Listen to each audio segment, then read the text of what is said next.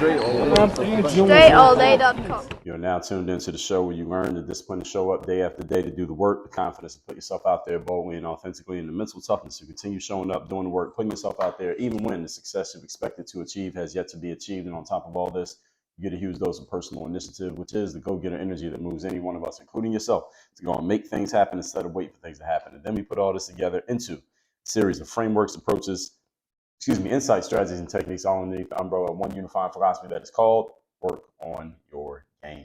My name is Dre Baldwin, also known as Dre All Day, and welcome to the show. And today's topic is criminal justice reform. Let's talk about this. This is another topic that, actually, before I even get into the intro, let me give you a couple housekeeping points I got to make sure everybody knows. Number one, I send out a text every day guaranteed to have you focused, sharp, and on point, called the Daily Motivation Seminar every week, also called the Monday Motivation.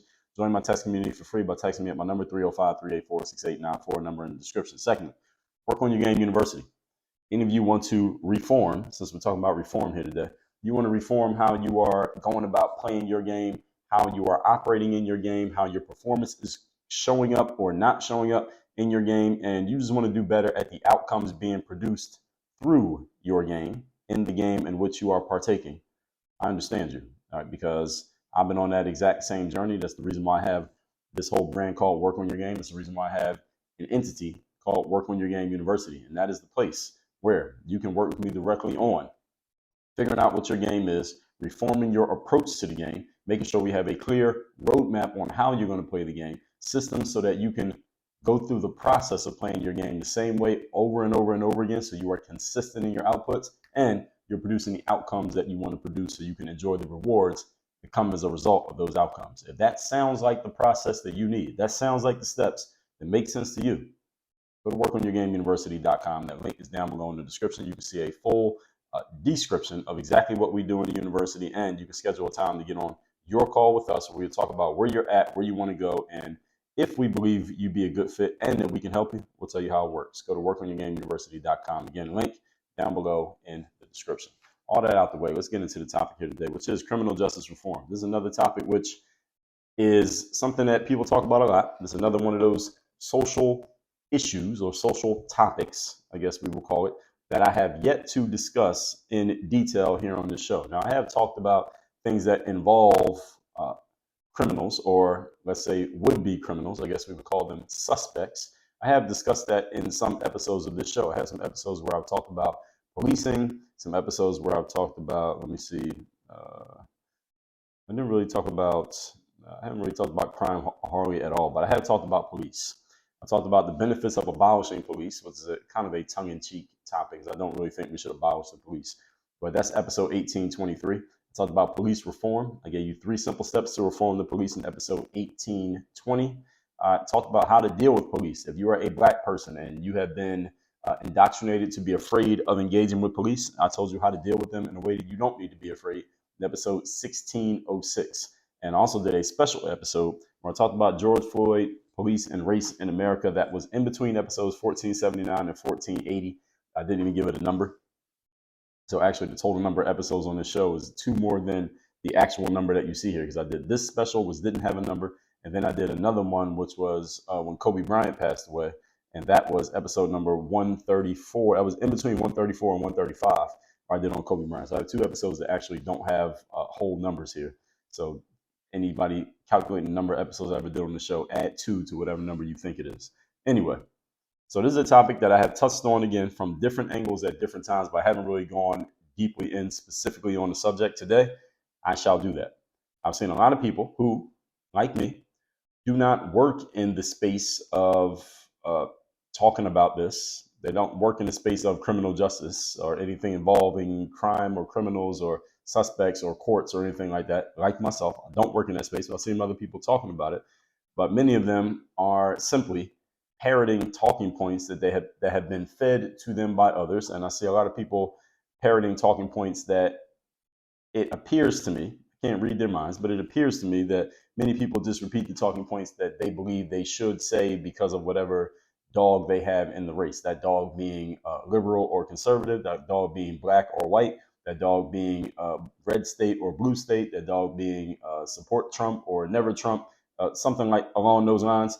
I don't have a dog in any of those races. Doesn't mean I don't I may not prefer one group or another, or one side or another in any of those comparisons. However, my opinions are not based on that. And I'm going to give you my straight up and down, my objective look at what I think about this whole concept of criminal justice reform. And of course, as always, if I say something that you disagree with and you have a legitimate, substantial reason as to why you disagree, feel free to reach out to me.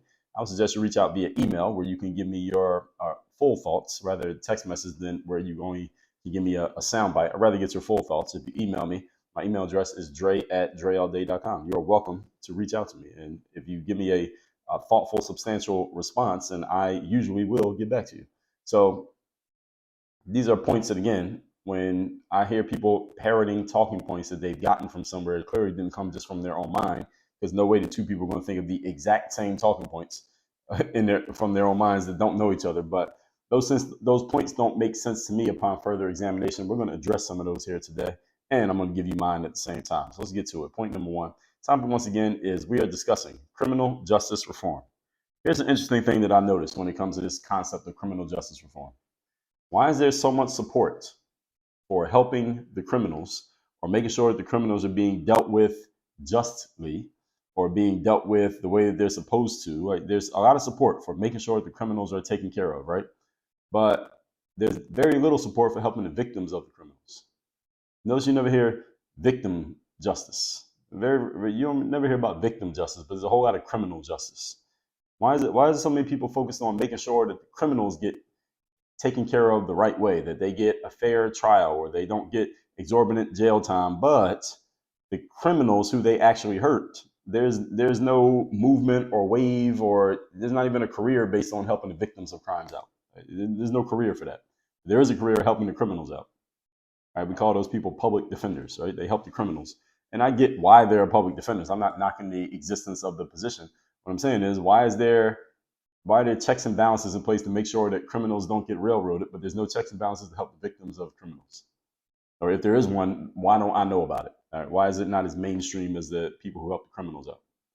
See, a lot of people are pushing, I hear a lot of people pushing for reform of how criminals are handled. Usually people push for this when someone who they are aligned with in some way happens to be caught within the throes of the justice system. So they start calling for criminal justice reform. And I understand why people do that, because humans are humans. I've never seen a grassroots movement to come up with some kind of solution to help the people who have actually been victims of the criminal.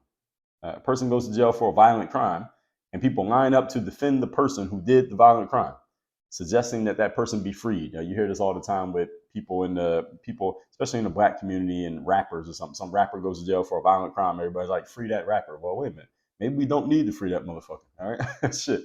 He committed a violent crime. He might need to stay in jail. All right, he might be in jail for a reason. All right, let's not just immediately run to freeing this guy. You might need to hold him for a minute. Let him cool off. But anyway, people line up to defend the person, suggesting that they be freed or given a shorter sentence, or that somehow they were given more sentence than they should have of incarceration. And hey, maybe these people are right. Maybe it's true. But there's never been a big movement to help the victims. And I'm just trying to understand this. Now, some of you may be thinking, well, Joe, you're a person who says you don't really like the concept of people being victims. You'd never be a victim in life. Well, let's be clear, and let's make sure we have the right context here. When I say victim, I'm talking about a victim mindset. I'm not talking about you being a literal victim. If you're walking across the street this afternoon, and somebody runs a red light and hits you, and breaks your hip or breaks your leg, or God forbid you die from the hitting you, you are a victim of somebody running a red light or somebody being a drunk driver. You are literally a victim. It doesn't put you in the mindset of being a victim. That means something just happened to you. A victim is just something happened to you. So that's what I mean here when I say victim, just to make sure nobody gets that confused. Why is there no movement to help these people? Why are people always so excited to defend criminals, but nobody's defending the victims? There's a guy who started I believe the gang he started. I'm not even going to say what gang I think he started. There's a guy named Larry Hoover in Chicago who was a gang member. He has been incarcerated for a long time, still incarcerated to this day. And Kanye West, who is from Chicago, he started a movement to try to help get this guy freed. And I remember Kanye did a concert, I believe it was in LA, maybe a year or two ago. And he and Drake, who had some conflict, at least through music, they reunited at this show, and they did this show that was like a promotional celebrational concert to free Mr. Hoover. I think the concert was called the Free Larry Hoover Concert, whatever it was called. And this is a guy who had admitted to being a criminal, being a gang member, a gang creator. Basically, he created a gang. And I'm not saying that the guy should necessarily continue to be incarcerated. I don't know the details of his situation, but what I am wondering is, and a whole bunch of people went to the concert because this is what it got me thinking about. Because I saw the footage and the pictures from this concert when Drake and Kanye and they're doing this Free Larry Hoover thing, and I see people with the T-shirts and they're doing the hashtags and all of this stuff for freeing Larry Hoover. I'm thinking to myself, why do this many people not show up to defend a victim who's actually had something happen to them as a result of a gangster doing something? Where are they at when these situations occur? So it's always just been a question in my mind. Why do people get so excited to defend a suspected criminal, but never get excited to defend a victim unless defending that victim somehow, again, aligns with whatever ideology they're supposed to be on the side with? To wit, you think about the George Floyd riots, the Black Lives Matter riots that happened after the death of George Floyd in the summer of 2020. Those are people that were, quote unquote, defending a victim, but it wasn't really about George Floyd at all. And we didn't even get into that, at least not today. Point number 2. Today's topic, once again, is criminal justice reform. Number 2, there's this pervasive idea that the majority of criminals, especially Black criminals, are alleged, quote unquote, victims of society. That the reason that they're criminals is because society has set them up to be victims. The society has given them, not victims, but set them up to be criminals. And society gives them no other choice but to resort to crime. These people just can't help themselves. That's basically that's an idea that has been pushed, especially in the Black community, that people do crime just because they don't have a choice. And you listen to a lot of rappers rap. Many of them will even go as far as basically saying that in their own raps. So yes, I did crime, but the reason I did crime is because I saw no other choices in my community, and my family was broke, and I was hungry, and my daddy wasn't around, and I didn't have anybody to take care of me. And the only people I saw who had money were the people doing crime. So I decided to do crime, and hey, I made it through doing crime, and look at me, I'm a rich rapper now. This is the message that you get in a lot of rappers' music. These are rappers who I like and listen to. And all of us know that this is true. I'm going to push back against this concept, this idea that people do crime because they have no other choice, and that the majority of criminals are simply victims of the system, and that's the only reason that they get into the criminal system. Now, the rappers I'm not talking about them because they're free. I'm talking about most of the other people who do crime, the stuff that rappers rap about. Most people who do that kind of stuff end up dead or in jail. They don't end up being famous rappers. So any of you kids thinking about doing what you hear some rapper say because the rapper is, quote unquote, successful through rapping about it, understand that most people who do the things that those rappers rap about end up dead or in jail. And a side note that we're not going to get into any deeper today, most of the things your favorite rappers rap about, they haven't fucking done. They're just talking about it. They didn't actually do it. But again, we ain't going to go into that today. I'm going to push back against this whole concept of many criminals, especially Black criminals, are victims of society or victims of the system. I'm going to say false. They are not victims of the system. Most criminals are not victims of the system. The system did not make them criminals. If you're listening to this, you have a family member who is incarcerated. I don't know your family member, but I will say, just based on the law of averages, most people who are incarcerated for crimes are incarcerated for a reason. There's something that they did that put them into that situation. Now, are there some innocent people incarcerated? Sure. Are most incarcerated people innocent? No.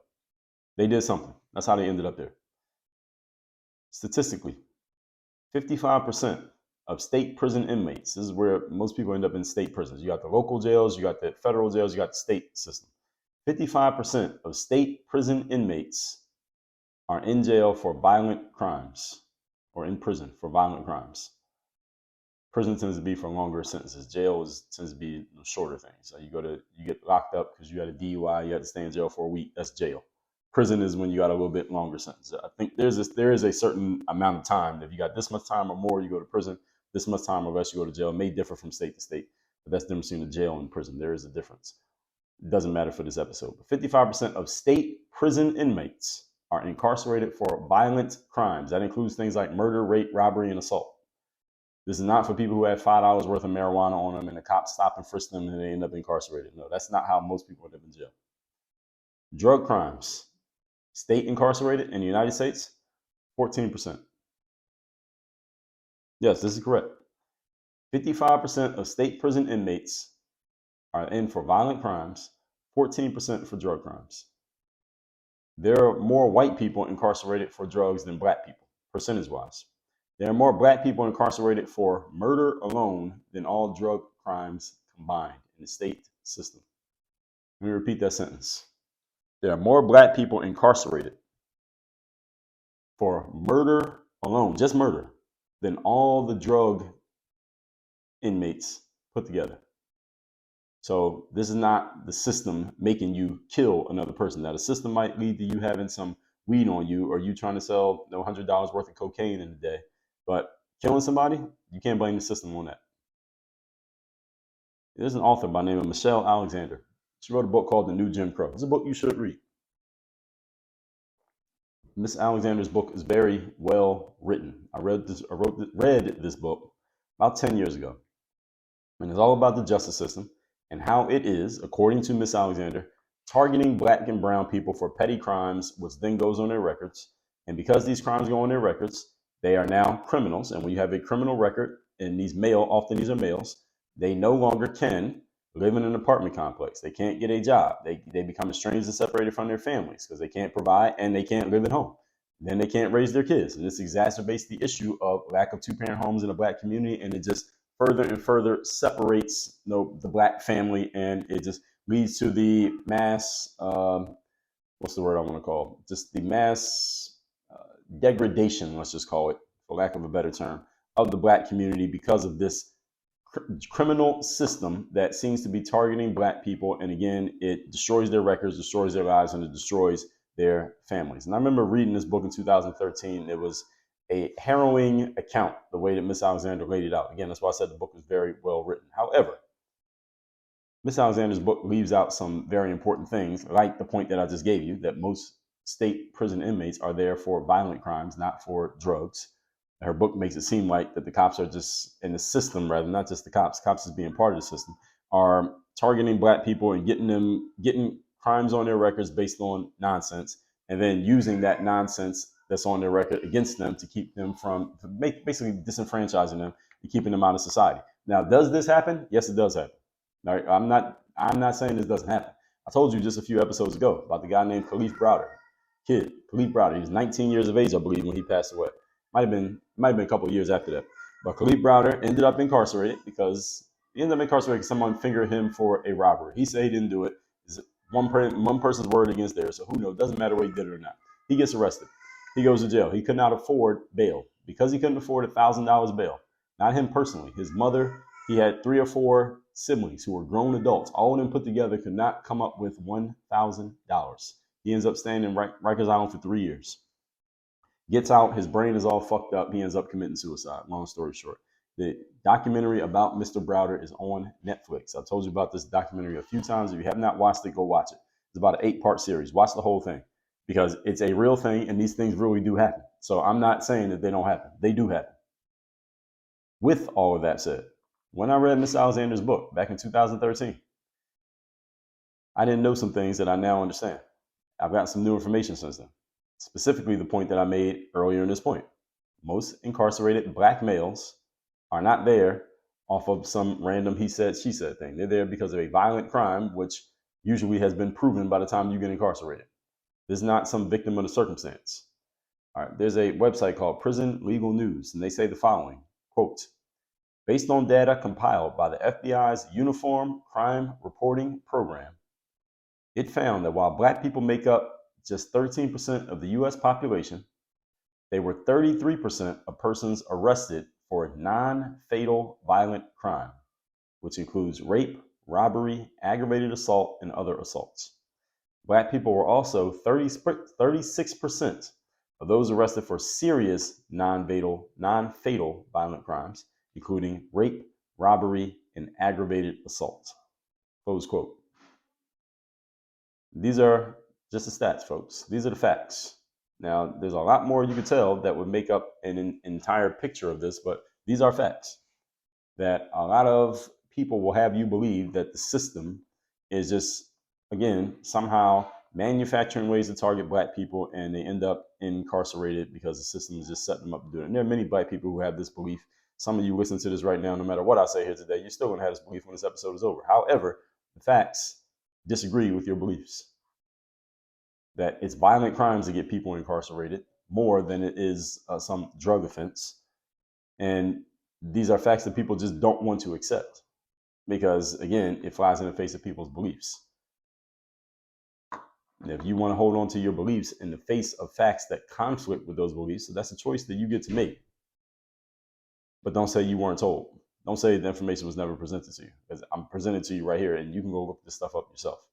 Again, it's FBI. It's called the UCR, Unified Crime Reporting. This is data that is publicly available. Anyone can go look it up. You can go find this. You can look up data pretty much through the last 20 years. And it's been pretty detailed for the last maybe 10. So you can go find this data. Anybody can. Again, this is a government website. You can go find it. It's called FBI UCR, Unified Crime Reporting Database. Point number 3.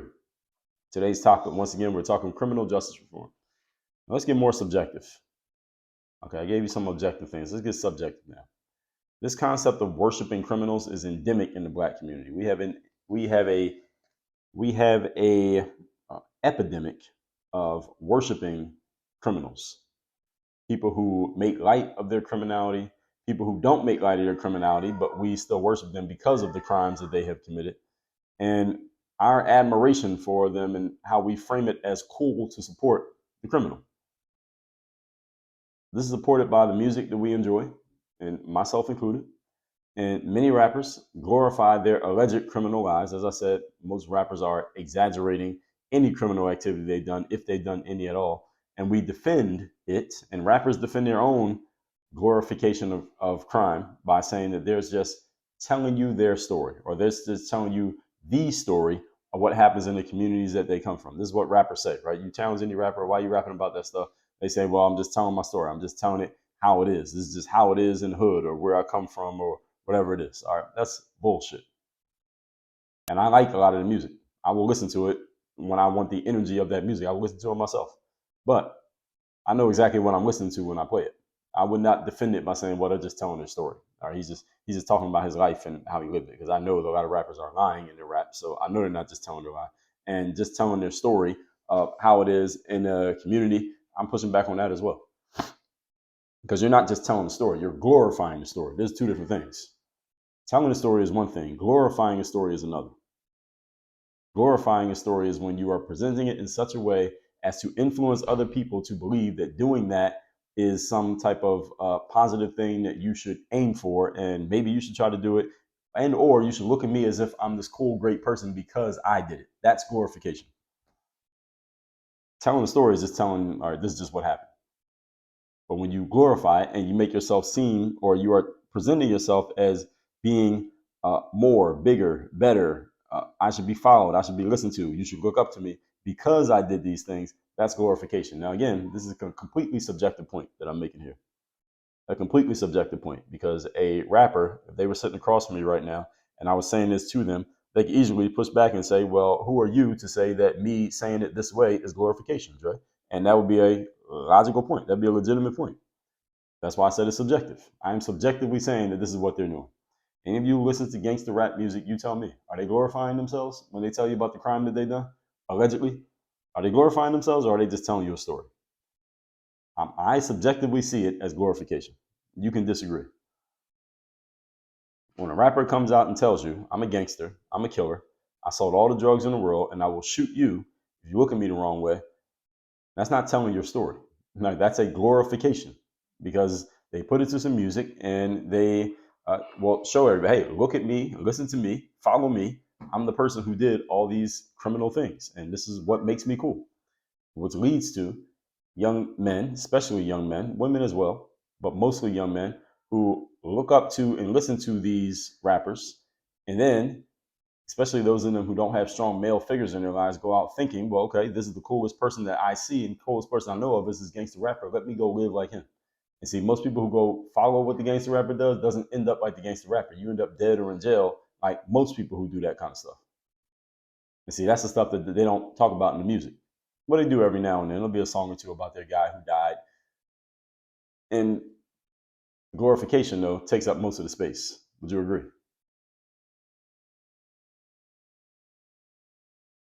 See, this has been accepted and promoted in our communities, glorifying the criminal. And I don't want to hear shit about how some white people are paying a rapper to do it. This is something that I've heard a few times when I'm on social media and I get into these conversations about what rappers rap about. Somebody will say, well, you can hold the rappers accountable, but you also got to hold these white Jewish people accountable who are paying all the money to the rappers to make the music. All right, that's some bullshit. That's a bullshit excuse. Just because somebody's paying you to do something has no bearing on your decision to actually do it. You can offer me money to do something. If I want to do it, I'm not taking the money and I won't do it. The fact that you offer me money has no bearing on my decision to take the action or not. If you're a heterosexual male, listen to me right now. You're heterosexual, meaning you're attracted to women and only women. Somebody offered you $5,000 to perform oral sex on another man. Would you do it? What about $50,000? What about $500,000? What about $5 million? $5 million, perform oral sex on another man, we're going to film it. Would you do it? Okay, if you're answering no, no matter what amount of money I give you, okay, then that throws out the argument of rappers rap about this degenerative nonsense just because some white person's paying them to do it. Because just because somebody offered you money to do something, if you really don't want to do it, you won't do it. Right? We call that having some principles. We call that having standards. So somebody paying you or offering you money to do something that you don't want to do, you don't have to take the money. So somebody offering you money does not take away your agency to make a choice. You always have a choice. Your choice can be to walk away from the opportunity, whatever you consider to be an opportunity. All right. Back in the 90s, when I was in middle and high school, a black student would get made fun of for speaking properly or enunciating words correctly and getting good grades. They would say, well, this person is trying to be white, right? You're acting white because you have good grades or you're speaking properly. You're talking like a white boy. This is stuff that we would say to each other in jest. Now, while that mindset has faded out a good amount since then, it's still pervasive that many young men, specifically males and increasingly females, want to present themselves as criminals, degenerates, and street people, even if you are not from or of that environment. This happens often. People who are not from that environment want to present themselves as being some type of street person, as if this is the direction that they want to go in. I saw Michael Irvin, who's a former NFL player, played for the Dallas Cowboys for several years. I believe he's in the Hall of Fame. He was a star player, won several championships with the Dallas Cowboys. He was telling this little story he told on TV maybe a month or two ago that one of his sons is a rapper, and his son is rapping about gangster street criminal culture. And Michael Irvin said he said to his son, you grew up in a gated community. Why are you rapping about this street stuff that you clearly never lived? And I remember there was this other post that I saw with Deion Sanders, who has a couple of sons, a few sons. His oldest son, who is not playing on the football team right now, his oldest son had once posted something. I don't know when this was. This might have been several years ago. But his oldest son had posted something about wanting to go to the hood and buy some food from the hood or something like that. And Deion, the father, responded to his son's tweet by saying, son, you are a Huxtable. And Huxtables, by the way, are the fictional family from Bill Cosby's old Cosby Show TV show, classic TV show. And they were rich. Like the dad was a doctor, the mother was a lawyer. They lived in this really big house and they had this very wholesome family. So anyway, Deion says to his son, you're a Huxtable with $1 million trust fund. All right, stop talking all that hood stuff. LOL. He was basically calling his son out. Why are you trying to pretend like you're hood when you ain't? Is I set you up to not be that. And that's the interesting part, is that you don't see a lot of kids who come from impoverished and hood backgrounds talking about their aspirations to live in a way that's not like that. But you see a lot of people who come from the Huxtable background talking as if they want you to believe that they come from the hood or they come from poverty or they come from these terrible conditions. And this is, again, it's stronger in the black community than it is in any other community. And if anybody from a different community sees something that I ain't seeing, you let me know. You want to counter that point? You want to contest my point that this is a stronger pull in the black community than any other community? Then tell me about it. Which community and how? So it's very pervasive that many people, again, specifically males, want to present themselves as criminals, degenerates, street people, again, even if they're not from there. You remember the climactic scene in the movie 8 Mile? Remember the movie 8 Mile with Eminem? And at the end of the movie, when he's battling those guys from the free world who they didn't like each other and all that.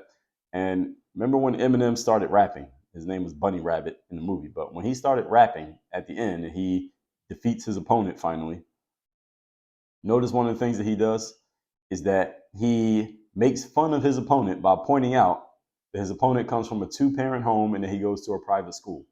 And the crowd laughs at the opponent because you got both parents at home and your parents have a really good marriage and he goes to a private school. All right, this is what I mean. That's exactly what I mean. And Eminem was a white guy in the movie. This guy, the rapper, he lost his credibility because he had a good life and he had a good family upbringing. He lost his credibility because of that. Again, this is in our culture. So I'm talking to and about black people right now. This is in our culture. And people who are not black listening to this, this is something that maybe you have noticed, but maybe you couldn't put your finger on it or quite understand it. And maybe you couldn't or wouldn't want to put it into words. I'm doing that for you here today. This is what we do in our communities. This is exactly what I mean. This is a reflection of this is cultural decay. That's what this is. You want to call it what it is, this is cultural decay.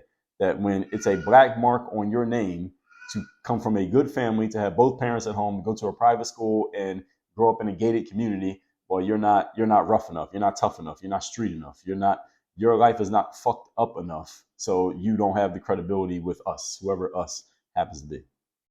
This is a reflection of decay. So this whole concept of criminal justice is because people would rather stand next to and support and align themselves with the criminal than someone who never engages or never needs to or ever even comes close to this lifestyle.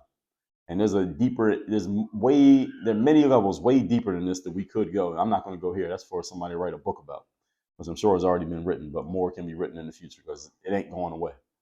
That said, let's recap today's class, which is criminal justice reform. Again, this is a topic that I've touched on from different angles, but never gone deep on it. And I'm doing it today. Number one, interesting to me why many people want to support and help and align themselves with criminals, but nobody seems to ever align themselves with the victims of the criminals. And it's just interesting to me that nobody wants to step up for them, people who didn't do anything wrong, but they want to defend the person who is a suspect of a crime. Number two, there's a pervasive idea that the majority of criminals, especially black ones, are somehow victims of the system. This is not true. The facts say the majority of state incarcerated inmates are there for violent crimes like murder, rape, assault, robbery, that type of stuff, not for little things like having $5 of marijuana in their pockets. And number three, getting more subjective. This concept of worshiping criminals is endemic in the black community. Our admiration for criminals and how we frame it as cool to support them. Again, it's supported by the music we enjoy, where a lot of gangster rappers want to tell you all the crimes that they allegedly did. Most of them are lying. And they want to tell you that they're just telling their story or that they're a news reporter just telling you the story of what is happening in whatever neighborhood. And that's one thing when they say they're telling a story, but when you listen to it in the way that it's presented, you see that they are glorifying it. They are glorifying criminal activity. They're glorifying doing things that go outside of the confines of the law, things that get most people murdered or incarcerated. And it's further terrible because many of these rappers who are rapping about this criminal stuff, that they ain't even doing it. They never did it and they're not doing it now, but then you are influenced and you ain't the famous person. So you go do the stuff that they're rapping about. You get killed, you get incarcerated, all because you were listening to that rapper who never did any of that crime that they were talking about, but you were influenced by. In other words, you went to jail on a lie. You got murdered behind a lie that you believed.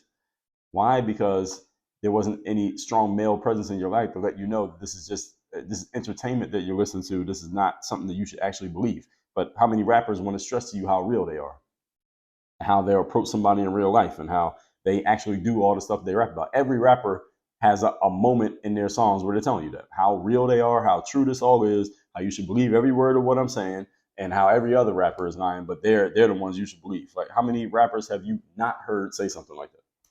They all have said it. Unless I listen to enough of the music, so you can't challenge me on that point. Last scene in 8 Mile, when Eminem beats the other rapper finally, how does he undermine the guy's credibility? By saying that he comes from a good home and he goes to a private school, as if that's a knock on he's not credible anymore in the rap world simply because he's not fucked up, rough, or impoverished enough. Again, this is a cultural decay that you are seeing in front of your eyes has been going on for a long time. It's still going. So this whole concept of we need to make sure we take care of the criminals is because that's what we're producing. We're producing more criminals. So that's why people are so excited to defend these people. And again, there are deeper ways we could go psychographically and mentally as to how and why this is happening. Not for me to do here today, but I want to make sure I'm on the record at least saying this much. All that said, text me, see in my text community. My number is 305-384-6894. Number down below in the description. Work on your game university. All right. If you don't want to go to jail, all right, you don't want to be impoverished, you want to actually make money, you want to have a good family for your kids to grow up living in, you want to make sure you provide so well for your kids that they can't become gangster rappers because they ain't gonna do or see or live any gangster shit to talk about because you're gonna have such a good life for them. Then what you should do is come work with me and work on your game university so we can make sure you are producing the way you need to produce. So the only thing your kids know about is producing at a high level, effectively and efficiently. And the only gangster stuff they know is what they see on TV, and they will not be influenced to do it. Go to workonyourgameuniversity.com. That link down below in the description. Work on your game. Dre, all